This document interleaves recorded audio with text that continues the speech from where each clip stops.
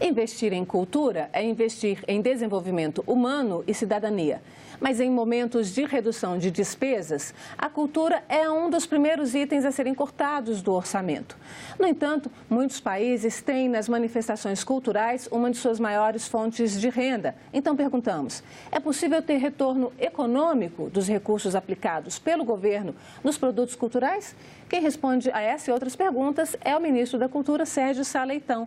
Ministro, muito obrigada pela sua presença aqui na Agenda Econômica. É um prazer estar aqui. E eu adianto para vocês que o ministro está disposto a aprovar na ponta do lápis que cultura é um bom negócio, sim. Então, vamos começar.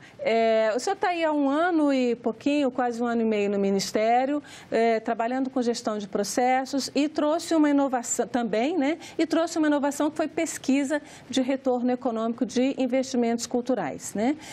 Como é que de onde é que vem essa sua proposta e por que essa pesquisa de retorno econômico de investimentos culturais?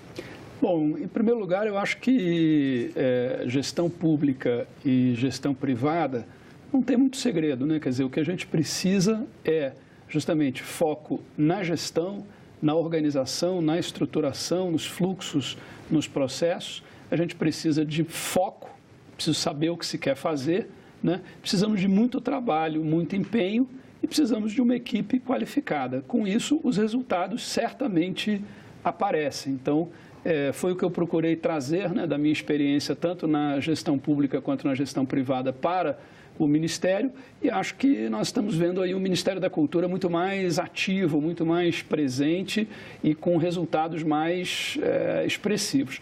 Uma das coisas que nós introduzimos nesta gestão foi justamente a realização de estudos de impacto econômico.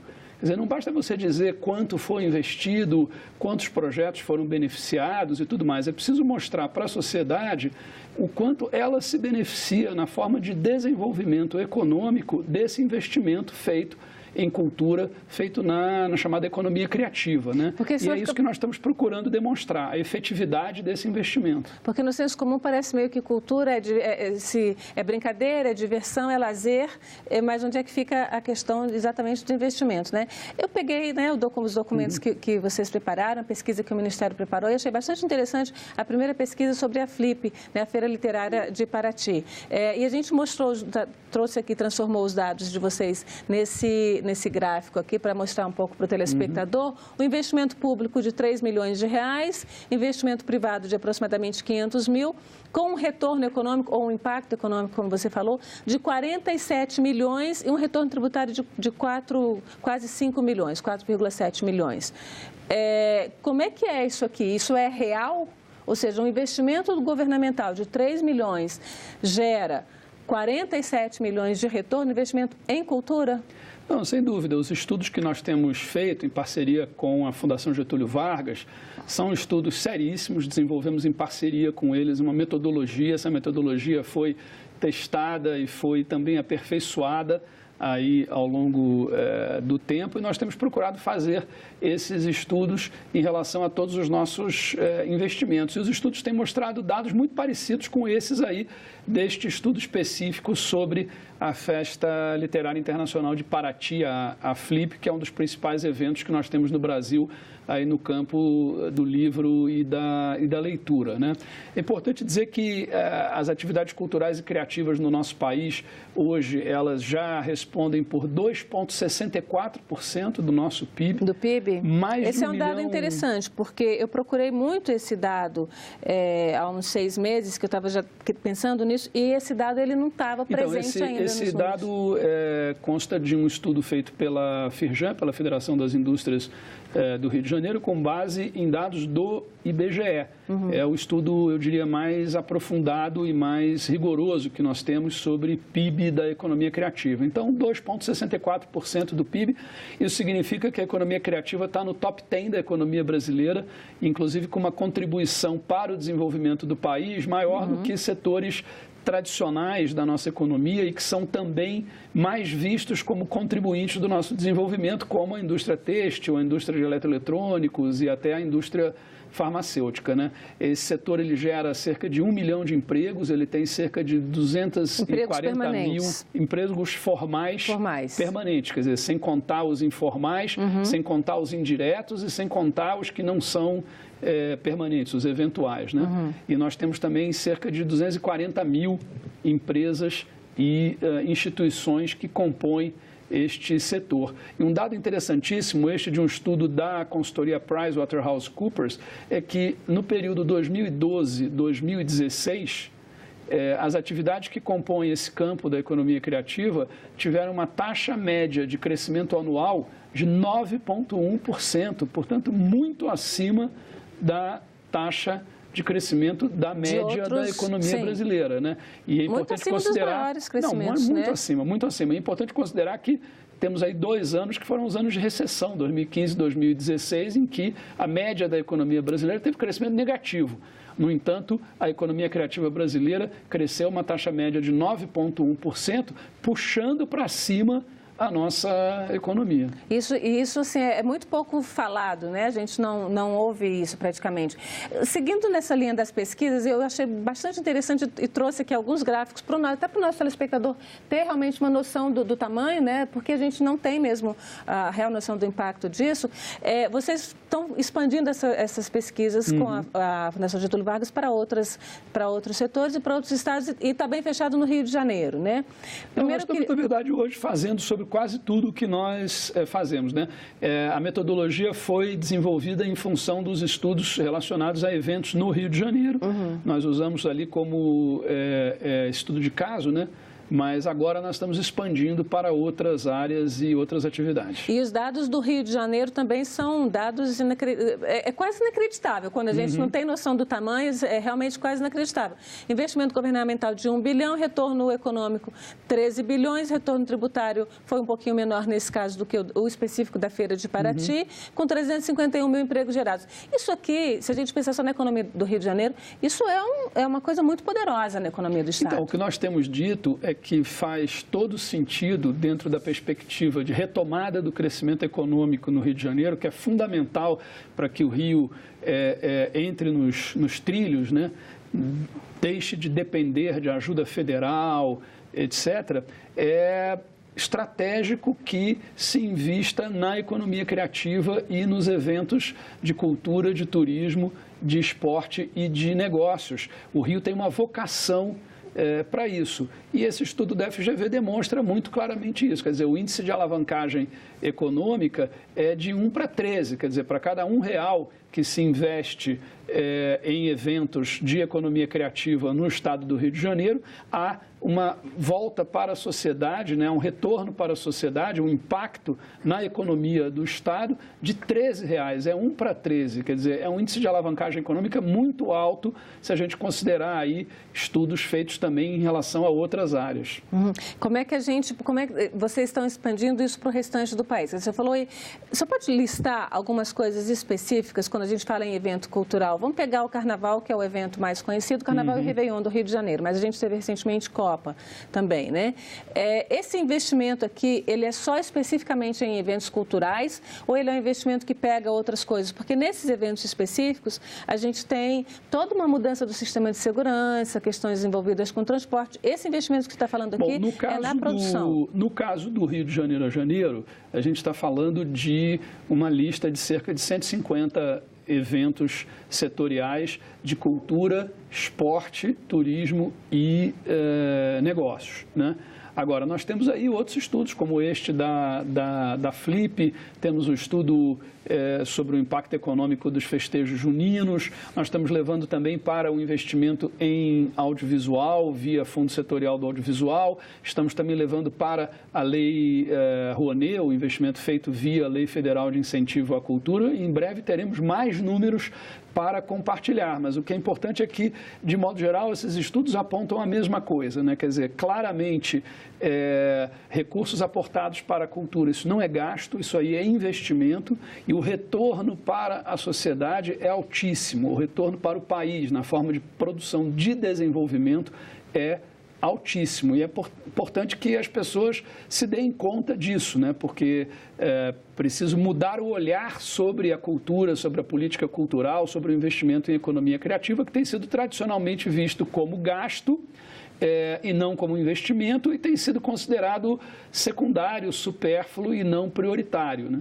Tanto que quando se pensa nessa questão da redução de despesas, né, do corte de gastos, essa área de cultura, educação, essas áreas, mas a cultura especificamente, ela é uma área fragilizada, né? Tanto que o Ministério chegou por um período breve, mas chegou a ser extinto quando se pensou em Não, sem dúvida. Eu acho que não há essa percepção na sociedade brasileira de que as atividades culturais e criativas constituem ativos do nosso país com alta capacidade de contribuição para o nosso desenvolvimento na forma de geração de renda, emprego, inclusão e arrecadação tributária. Esse ponto é um ponto importantíssimo. Quer dizer, você pega ali especificamente o estudo da Flip, para uma renúncia fiscal via Lei Rouanet de 3 milhões de reais, nós tivemos, graças ao evento, um retorno na forma de arrecadação de impostos para o poder público em nível municipal, estadual e federal de 4 milhões e 700 mil reais. Portanto, 1 milhão e 700 mil a mais do que o que foi investido ali no início para que o evento pudesse acontecer. Isso. E os outros estudos estão mostrando impactos semelhantes em termos de aumento da arrecadação tributária. Portanto, num cenário de crise, onde você tem queda de arrecadação, o investimento em cultura e economia criativa ele se torna mais importante ainda, porque ele é um investimento que gera aumento de arrecadação, portanto, ele gera recursos para outras áreas, para a educação, para a saúde, para a segurança pública, etc. Esse é o objetivo dessas pesquisas todas? Porque tem dentro aí de mostrar, né, que a importância econômica da cultura, tem uma pesquisa que vocês estão fazendo também, ou encomendaram, que é a cultura nas capitais, pegando aí algumas capitais de todas as regiões, alguns centros, até talvez centros culturais, que a gente também gostaria de mostrar um pouquinho, até para entender uma escolha dessas capitais, né, e outro, o significado disso, porque ela traz dados muito interessantes, né, esse trabalho que vocês fizeram.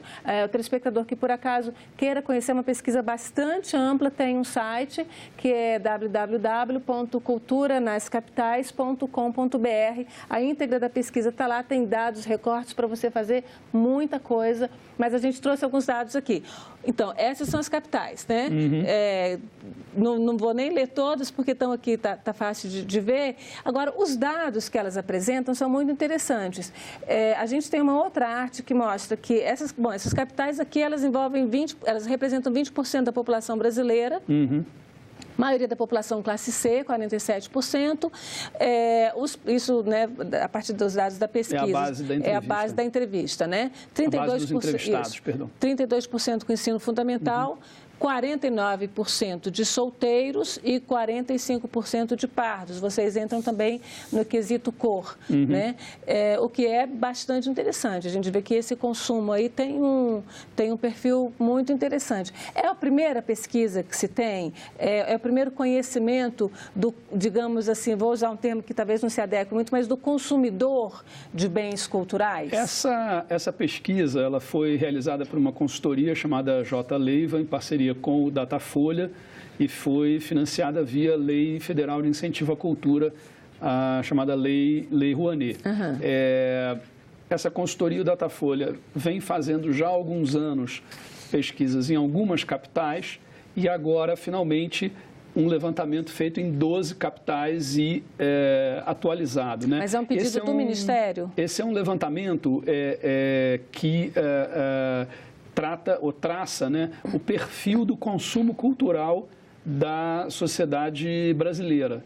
E eu acho que os dados são importantíssimos para nós, que somos formuladores e implementadores de políticas públicas, porque acho que isso ajuda a balizar e até a mensurar se as políticas têm sido efetivas ou não, porque uma das diretrizes principais de toda e qualquer política cultural tem que ser a ampliação do grau de acesso à fruição de bens e serviços culturais. E essa pesquisa nos ajuda a ver se nós estamos atingindo isso ou não. Então, tem esse aspecto. Agora, acho uma pesquisa importantíssima também para o próprio mercado cultural. É fundamental você entender a sua clientela, né, para poder prestar serviços melhores e até aumentar a sua chance de sustentabilidade. Então, é uma contribuição que estamos deixando aí também para o mercado cultural. Eu recomendo que todas as pessoas, de alguma forma, envolvidas em produção cultural, vejam essa pesquisa, procurem entender o que os dados apontam e dizem, porque é algo extremamente útil. Agora, um dado importante da pesquisa que a gente tem no gráfico a seguir é quais são os eventos culturais mais acessados, né? Teatro, 10 milhões de espectadores no período de um ano, cinema, 20 milhões e eventos gratuitos, isso aqui é uma coisa bastante importante também, 10 milhões. Vamos falar um pouquinho primeiro de cinema, que é o mais... O que o senhor acredita, essa prevalência aí do cinema? Aumento de produções brasileiras, a preço dos ingressos, como é que o senhor explica um pouquinho esse mundo cinema? É que, de fato, entre todas as formas de expressão e de produção cultural presenciais, o cinema é que tem a maior capilaridade. Quer dizer, hoje nós temos aí mais de 3.200 salas de cinema, quer dizer, batemos em maio desse ano o recorde que era da década de 70. Que vinha então, caindo, né? Exatamente. Aí houve uma reversão e agora o nosso parque exibidor ele está maior do que no pico anterior e vem crescendo bastante, pode crescer ainda mais, o potencial é realmente muito grande. Então, é o que tem mais capilaridade e também um dos que apresenta a melhor relação custo-benefício, né? Quer dizer, às vezes a gente até pode achar que, eventualmente, o ingresso do cinema está caro para as nossas possibilidades. É mais barato do que a pipoca, mas é mais barato do que um ingresso para teatro, ou mais barato do que um ingresso para um concerto e por aí vai. Então, o cinema tem realmente um grande alcance. O mercado de cinema no Brasil vem crescendo ano a ano e vem crescendo também o espaço para a produção nacional. Isso dá para balizar para o Ministério, digamos, vamos investir mais nos recursos para o cinema nacional, por exemplo? Olha, na verdade, não. Quer dizer, eu acho que nós temos uma política de audiovisual consolidada, né, que foi, a partir do ano passado, reformulada, visando buscar mais eficiência e mais eficácia. Essa política ela tem uma fonte de recursos própria, que é uma CID, né, uma taxa chamada Condecine, que tem destinação específica, são recursos que a gente não pode destinar para outras áreas, né? Há uma obrigatoriedade de uso no campo do audiovisual. E sim, quer dizer, uma das diretrizes dessa política é a expansão do parque exibidor para que a gente possa ter mais salas de cinema, sobretudo em municípios onde ainda não há cinema. E há também uma diretriz de estímulo à produção de conteúdo nacional, que é uma produção que tem, no geral, se mostrado cada vez mais competitiva. Mas eu acho importantíssimo que a gente possa investir cada vez mais em outras áreas da cultura. Não há, a priori, nenhum interesse ou nenhuma vontade de privilegiar o audiovisual. É importante investir em artes cênicas, importante investir em música, enfim, todas as demais áreas da economia criativa brasileira. Fala um pouquinho dos eventos gratuitos. Os governos em geral, seja os governos municipais, estaduais e o governo federal, fazem alguns eventos que são gratuitos, né, para o telespectador. Como é que é o retorno? Existe algum retorno para quem investe como governo diretamente nesse evento gratuito? Porque ele em várias capitais e para muitos níveis da população, ele muitas vezes é a única fonte de acesso à cultura, é a única fonte de lazer também. Nós procuramos estimular que os bens e serviços culturais que são produzidos a partir de investimento público, que eles tenham acesso gratuito ou tenham o acesso mais amplo possível. Isso é uma diretriz muito clara, estimulamos isso com toda a firmeza e com todo o empenho, né? O que eu acho importante frisar é que o investimento em cultura ele tem uma espécie de triplo ganho, de triplo benefício. O acesso à cultura em si, porque os bens e serviços culturais eles contribuem para o engrandecimento individual de cada um de nós, dos cidadãos e cidadãs, reforçam o nosso repertório intelectual, também a nossa sensibilidade, nos fazem pessoas melhores, nos aproximam e por aí vai. Quer dizer, então, há esse ganho, digamos, cultural e social. Há também o ganho econômico, como os estudos têm mostrado, né? Quer dizer, de impacto econômico, impacto na geração de renda, na geração de emprego. E nós temos esse ganho também para o Estado na forma de arrecadação de impostos. Então, é um triplo ganho, é um triplo benefício, o que, considerando aí o peso que essas atividades culturais e criativas já têm na nossa economia e todo o potencial de crescimento, né, que nós identificamos, que os estudos observam, realmente nós temos aí um fronte de desenvolvimento para o nosso país que faz todo sentido a gente aproveitar mais, é preciso rentabilizar mais, monetizar mais esses ativos. O potencial está aí. O Brasil pode se tornar, na minha visão, no século XXI, uma das maiores potências culturais e criativas do mundo. Nós temos aí todos os fatores necessários para isso. Então, a gente passa aí para um outro ponto também da pesquisa. Essa pesquisa me encantou profundamente, porque ela é muito rica. Não, tem muito material, ela realmente. Tem muito material.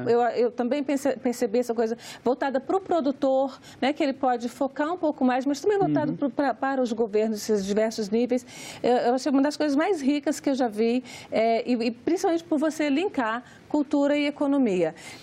Nesse mapeamento que foi feito na pesquisa, tem uma outra arte que eu achei bastante interessante, que fala, onde detalha um pouquinho mais o que... Aqui a gente não colocou todas, mas...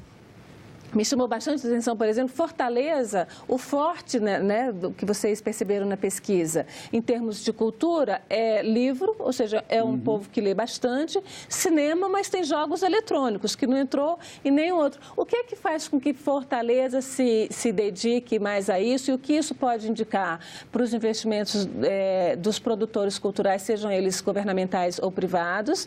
Salvador é a que mais lê, foi uma surpresa, porque a gente de pensar que Salvador gosta mesmo de música e de carnaval. Rio de Janeiro, museus e cinema, e a gente tem aí esses museus maravilhosos que foram inaugurados ou revitalizados no Rio de Janeiro nos últimos tempos. São Paulo, a gente já sabia do teatro, mas Porto Alegre tem o maior número de salas, salas por habitante que mais vai ao cinema, a população mais vai ao cinema. Como é que você viu essa leitura aqui do Brasil? A gente tem aí as 12 capitais, mas tem outras coisas muito interessantes. Bom, acho que nós temos aí um grande exemplo da importância de trabalharmos com pesquisas e estudos, né? Com levantamento de números.